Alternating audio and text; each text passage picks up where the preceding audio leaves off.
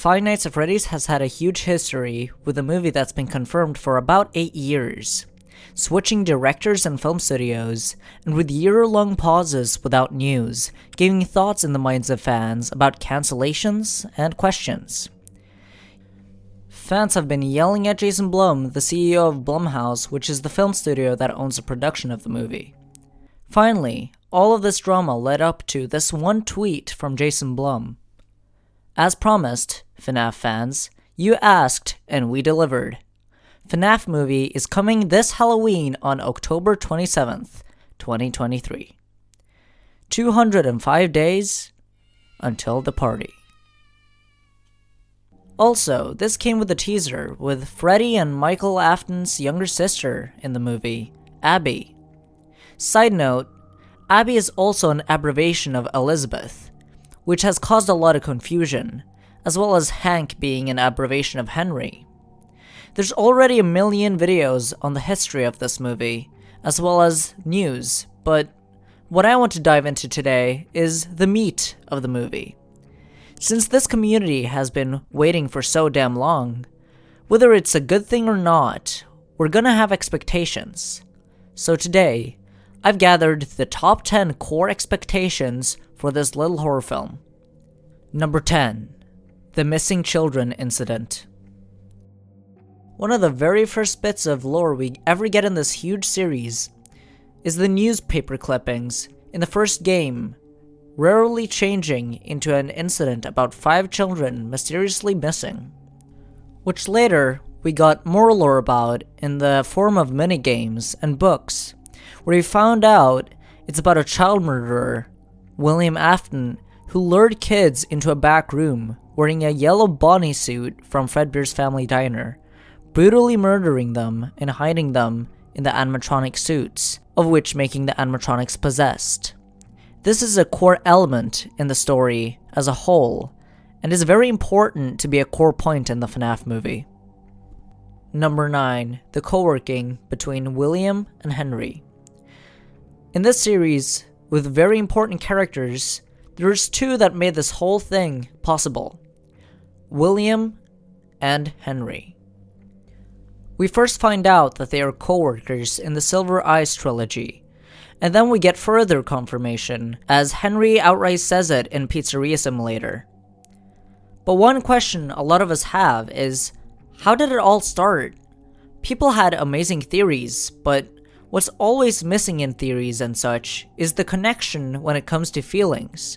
For example, what was Henry and William's friendship like?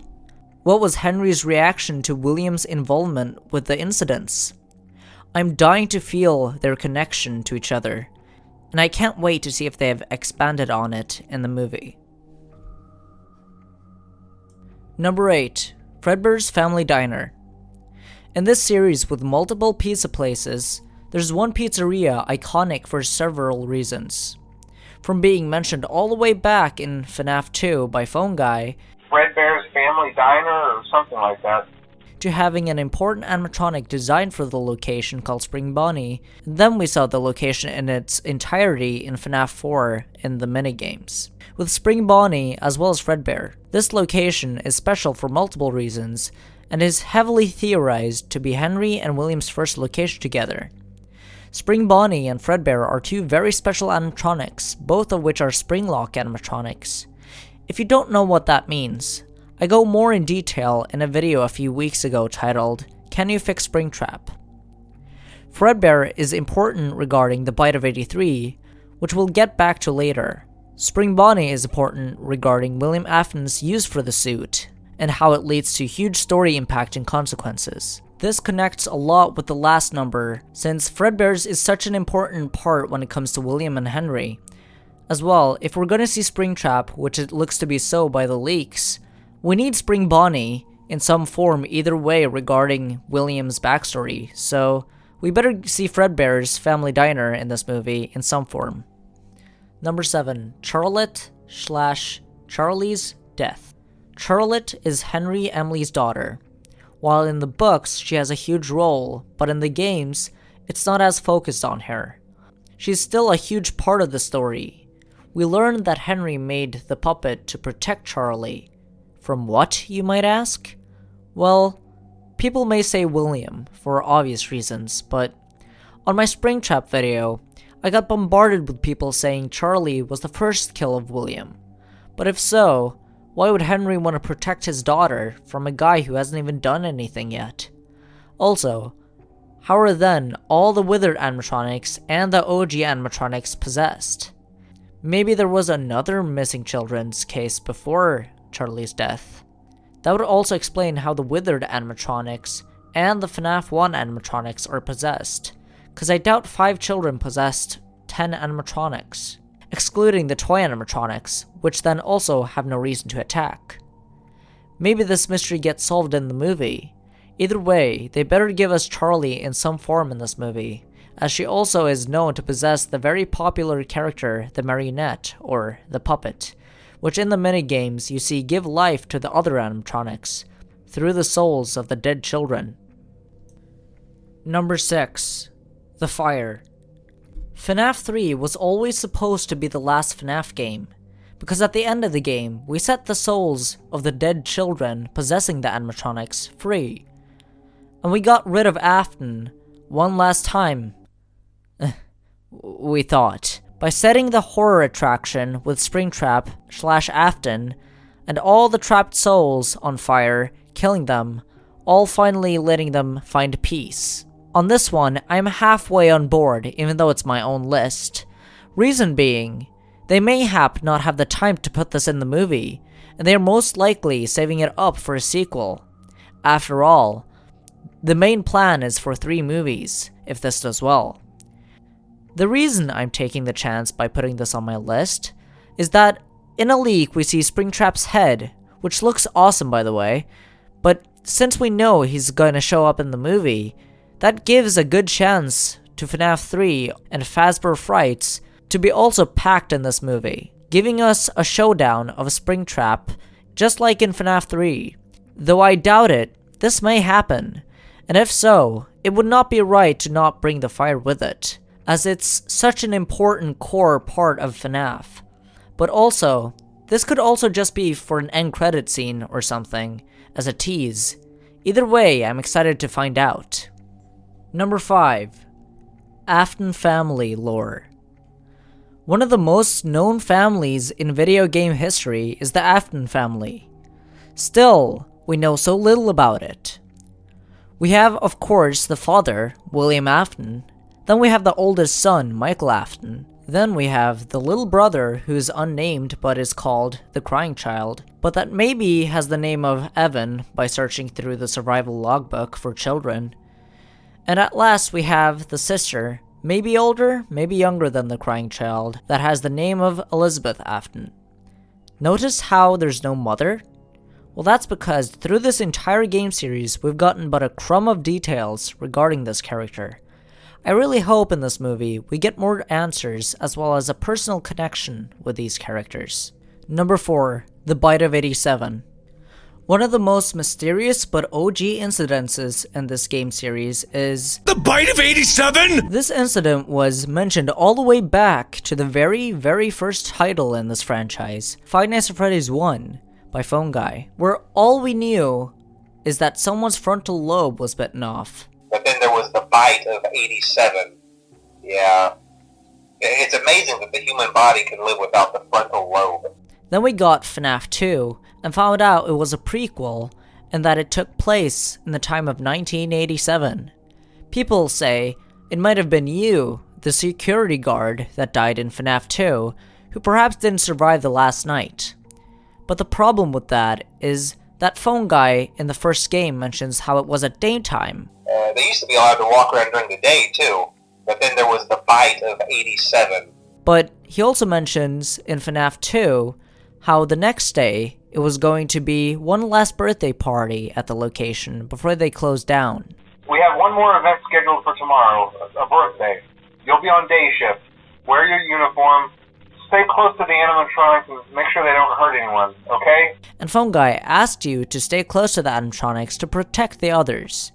So, the security guard getting bit totally makes sense, though not all theories agree, not to mention the discussion about who did the Bite of 87. I have my own take on this. I think, since it was daytime, it could not have been any of the Wither animatronics, since they're not in use anymore, which leaves us with the toy animatronics. Balloon Boy doesn't have a functional jaw, so we'll scratch him out, and between the toys, I definitely think it's Mangle. She's the most unhinged of them all. She's been pulled apart, put back together again and again, which would probably definitely make her extra aggressive. Also, her jump scare is from the top, aiming at the head, so I definitely think that's pointing to her doing it. I hope we get an answer in the FNAF movie, and if not, we definitely should get an Easter egg to the quote, Was that the bite of 87? Number 3. Elizabeth and Circus Baby. A very important part of Five Nights at Freddy's lore is Elizabeth Afton's death. Basically, after William killed children, whether it was only Charlie or more at that point, he designed Circus animatronics specialized to capture and kill children on their own, by misdirecting, voice mimicking, parental voice syncing, and of course, Circus Baby with her ice cream dispensing. After begging her father, William, to go see Circus Baby, and him saying no and no and no, she secretly went on her own.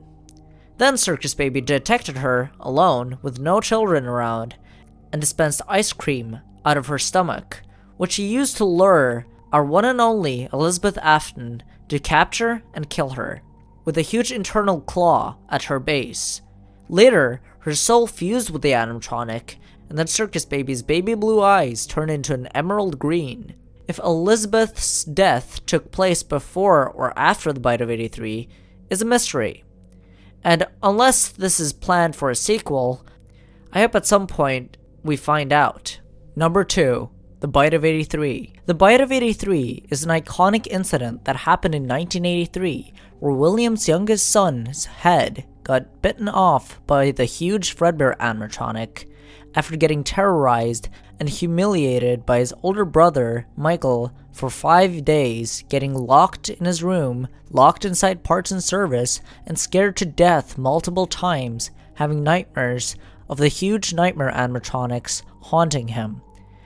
And then he gets killed by a joke taken too far, falling into a coma, and dies at the operating table. This incident is what gave his older brother Michael a ton of sympathy and regret, becoming one of the main people saving the souls of all the dead children. This incident is too iconic and too important to the story to not be in this movie.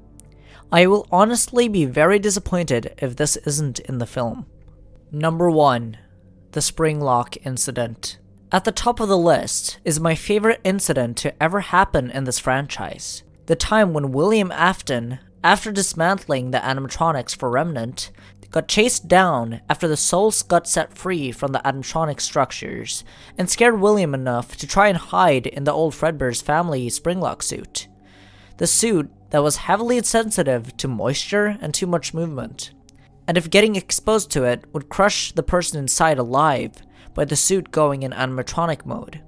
William was unfortunately in the unfinished room, with water leaking through the ceiling, which caused the suit to brutally kill him. And then, 30 years later, this incident birthed out the fan-favorite character, Springtrap. This incident is so iconic, and I will be really upset and disappointed if we don't see this in the movie. This has to be in the movie, and it's unlikely it won't. And if this movie gets a PG-13 rating, which they said on set, but it's not completely confirmed, I hope to God they can still make this scene brutal and hard to watch, even without having gore. But if it's rated R, I have big hopes for this to be the most gory scene in a video game history. But yeah, that's about it. What do you hope to see in the FNAF movie? Be sure to comment down below. And this has been the top 10 most crucial things that need to be in the FNAF movie. My name is BananaBot, and until next time, stay bananas.